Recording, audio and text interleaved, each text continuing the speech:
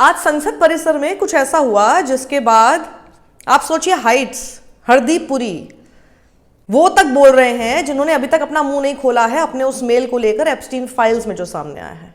राहुल गांधी उन तमाम जो सस्पेंडेड एमपीज हैं उनके साथ एक पोस्टर के साथ खड़े हुए थे और प्रोटेस्ट कर रहे थे। नरेंद्र मोदी की जो प्रॉमिसेस हैं और जो फुलफिल नहीं हुए हैं उसके लेकर बात कर रहे थे। और तभी सामने से गुजरते हुए जाते हैं रवनीत सिंह बिट्टू। रवनीत सिंह बिट्टू के बारे में आपको पता ही है, कांग्रेस में थे और पावर कांग्रेस छोड़कर बीजेपी में चले गए 2024 में। 2024 से पहले याद रखिएगा, क्योंकि अभी रवनीत सिंह बिट्टू बहुत सारी अपनी बाइट्स देते फिर रहे हैं सब लोगों को और बहुत बड़ी बड़ी बातें बोल रहे हैं। ऐसे बोल रहे हैं जैसे 2024 से पहले इनको इतिहास नहीं पता था। 2024 से पहले क्या ये सारी बातें उनको नहीं पता थी जो आज ये आरोप लगा रहे हैं कांग्रेस के ऊपर, राहुल गांधी के ऊपर, तमाम तरह के। खैर हुआ ये कि रवनीत सिंह बिट्टू सामने से जा रहे थे, राहुल गांधी ने जैसे उनको देखा तो कहा ये देखिए my traitor friend is passing by.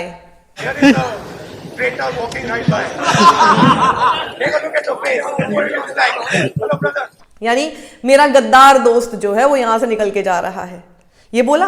तो रवनीत सिंह बिट्टू ने पलटकर उनको कह दिया कि आप तो देश के दुश्मन हैं।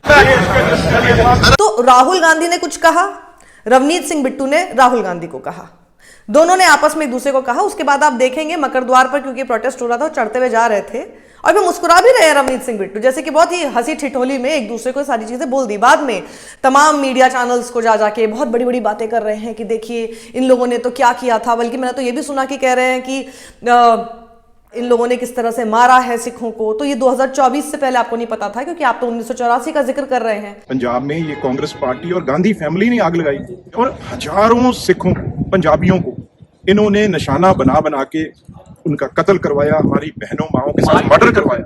2024 तक ये जानते हुए रवनीत सिंह बिट्टू आप कांग्रेस में थे, फिर तो आपके ऊपर ज्यादा बड़ी उंगली उठती है, आपके ऊपर सवाल ज्यादा खड़े होते हैं। और दूसरा कि रवनीत सिंह बिट्टू को जो चीज कही गई उसको पूरी बीजेपी ने कि कैसे एक सिख को, मतलब पूरी कम्युनिटी के साथ उन्होंने इसको जोड़ दिया। ये बहुत इजी हो जाता है जब सरनेम को लेके बोला जाए तो मोदी को नहीं लेकिन पूरी की पूरी कम्युनिटी को उसमें शामिल कर लो। वैसे ही रवनीत सिंह बिट्टू के साथ जो बहस हो रही है, उनको जो कहा जा रहा है और बहुत ही पर्सनल चीज पे कहा जा रहा है, क्योंकि पार्टी में थे वो चले गए तो उन्होंने उनको गद्दार इसलिए कहा कि वो पार्टी छोड़ के गए, और वो उनको गद्दार या उनको देश का दुश्मन इसलिए कह रहे हैं। और उनको जब देश का दुश्मन कह रहे हैं तो बेसिकली उनको देशद्रोही बता रहे हैं। उसको लेकर कोई वो नहीं है, कोई प्रॉब्लम नहीं है कि जी आप ऐसे राहुल गांधी को बोल गए तो आप अपनी फैमिली गिना रहे हैं, तो राहुल गांधी की भी फैमिली के सैक्रिफाइसेस मत भूल जाइए ना।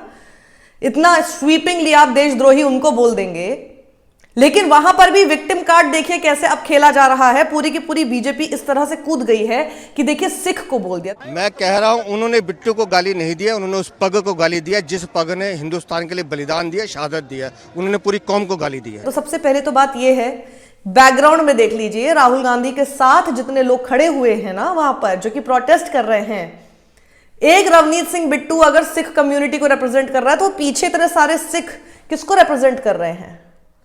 वो भी तो सिख हैं। तो जब वो राहुल गांधी के साथ खड़े हुए हैं और आप राहुल गांधी को पॉइंट करके कहते हैं देश का दुश्मन है, तो क्या आप उन सभी सिख जो पीछे खड़े हैं उन सबको रवनीत सिंह बिट्टू ने देश का दुश्मन नहीं कह दिया? यह सवाल मेरा आपसे है। और सबसे ज्यादा बड़ी हाइट्स और डासिटी देखिए जरा हरदीप पुरी की। हरदीप पुरी से लगातार सवाल पूछे जा रहे हैं एप्स्टीन मामले से जुड़े हुए। उस पर कुछ नहीं कहेंगे, लंबा चौड़ा उन्होंने, क्योंकि अब मैसेज आ गया होगा इसको पूरा एकदम सिख वाला इशू बनाना है, क्योंकि पूरी की पूरी बीजेपी लग गई है ये सब चीजें बताने के लिए। तो उस पर बहुत लंबा चौड़ा इन्होंने ट्वीट कर दिया है।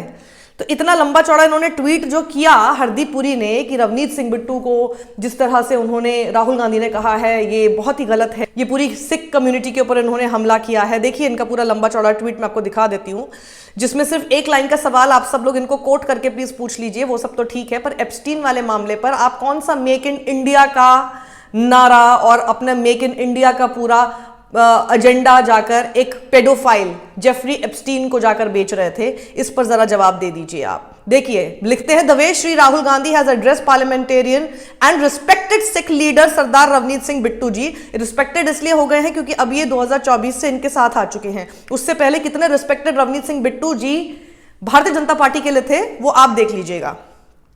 As a traitor crosses all boundaries of civility, decency and dignity. It is entirely possible that he holds a deep grudge against Bittu ji for choosing the policies of Vikas espoused by Modi government over the directionless Congress. हाँ, उनकी policies उन्होंने चुनी, लेकिन जब तक वो कांग्रेस के साथ थे तो तब तो वो नरेंद्र मोदी की या फिर आपकी सरकार की कोई पॉलिसी 2024 तक तो चुनी नहीं रहे थे। 10 साल तक उन्होंने चुनी नहीं आपकी जो है पॉलिसीज, अचानक से 2024 में चुन लिया। तो अब रवनीत सिंह बिट्टू जी हो गए हैं और बहुत ही रिस्पेक्टेड हो गए हैं। ये पूरी पॉलिटिक्स देख लीजिए कि क्या होती है। जब तक आपके साथ कोई है वो बड़ा रिस्पेक्टेड हो जाता है, नहीं होता है तो आप उसको कुछ भी बोल दीजिए। उन्होंने उनको ट्रेटर किस वजह से कहा ये भी आपको पता है, ये सबको पता है। ट्रेटर फ्रेंड जब उन्होंने कहा तो सिंपल सी बात है कि हमारी पार्टी छोड़कर आप दूसरी पार्टी में जिस तरह से डिफ्लेक्ट हो गए हैं, उसको लेकर उन्होंने गद्दारी हमारे साथ की है, ये उन्होंने कहने की कोशिश की। उसको पूरा कम्युनिटी के साथ जोड़कर कैसे आपके सामने रिप्रेजेंट किया जा रहा है। और इसीलिए मेरा सवाल यही है, हरदीप सिंह पुरी, सबसे पहले तो आप पहले जवाब दीजिए एप्स्टीन वाले मामले पर। कौन सा मेक इन इंडिया का कार्यक्रम जाकर आप बेच रहे थे जेफरी एप्स्टीन को? और वहीं राहुल गांधी के पीछे मैं आपको अभी पूरी इस फुटेज में दिखा देती हूं, कितने हैं कम से कम देखिए, 1 2 3 4, देखिए जो राहुल गांधी के साथ जो प्रोटेस्ट कर रहे हैं वो 4 हैं। और उसमें भी राहुल गांधी ने हाथ बढ़ाया उनसे हाथ मिलाने के लिए, जिसमें वो उंगली दिखाते हुए उनको देश के दुश्मन कहने लगे। पहले ये थोड़ा सा फ्रेंडली तरीके से आपस में चल रहा था, लेकिन उसके बाद उन्होंने उंगली उठाई उनके ऊपर, तो फिर वहां से थोड़ा सा गहमा गहमी होने लग गई। लेकिन उसके बाद आप देख सकते हैं कि रवनीत सिंह बिट्टू वहां पर भी मुस्कुरा रहे हैं। तो ये सब कैसे वोट्स के लिए और कैसे एक पूरी की पूरी कम्युनिटी को वहां पर लाकर अपने पुरानी कही हुई बातें, अपने पुराने कहे हुए शब्द शायद उसी शख्स के लिए आप सब भूल जाते हैं। अब मैं इतना होमवर्क नहीं कर रही, क्योंकि मुझे पता है निकालूंगी कुछ ना कुछ मिल ही जाएगा। रवनीत सिंह बिट्टू जब तक कांग्रेस में थे तब तक इन लोगों के लीडर, यही मनजिंदर सिंह सिरसा भी जो अभी बैठकर बड़े अच्छे से अपना एक पूरा राष्ट्र के नाम संदेश दे रहे हैं, उन्होंने क्या क्या बोला होगा। हरदीप सिंह पुरी को बिल्कुल कोई एक पैसे का फर्क नहीं पड़ा होगा, लेकिन आज सब ने उनको एक ऐसा इंपोस्टर बना दिया है सिख कम्युनिटी का, जैसे कि अकेले सिखों का ध्वज यही लहरा रहे हैं। तो इनसे जरा रवनीत सिंह बिट्टू से ये वीडियो उनके पास भेजकर जरा पूछिएगा, इतिहास 1984 का जो था, जिसका आज ये संदेश सारे मीडिया के हवाले से हम तक पहुंचा रहे हैं, ये इन्होंने किताब क्या 2024 में ही पढ़ी थी क्या? कि जिसके बाद अचानक से आकाशवाणी हुई, अचानक से इनके अंदर से कोई आवाज आई, इनकी आंखें खुल गई और किसी पेड़ के नीचे जाके बैठे थे। ये बिल्कुल एनलाइटनमेंट हो गया इनका 2024 में, और उसके बाद इनको समझ आया कि अभी तक ये जिसके साथ थे वो तो गलत आदमी था, इन लोगों ने तो बहुत कुछ किया है। तो भाई आपका इतिहास का ज्ञान कहाँ गया था? क्या सोचकर फिर आप कांग्रेस के साथ थे? इसलिए आप तो मत ही बोलिए। ये आपस में एक दूसरे के साथ जो चीज चल रही थी, खुद हंस रहे हैं, वो भी आपसे हाथ मिला रहे थे, सब चीजें चल रही थी, but the way it has been stretched, it tells you कि किस तरह से एक मुद्दे को ट्विस्ट करके पूरा कम्युनिटी के अगेंस्ट खड़ा करने की कोशिश करके राजनीति की जाती है। उसका जीता जागता उदाहरण ये आज का संसद परिसर में हुआ एक इंसिडेंट है। सत्यमेव जयते।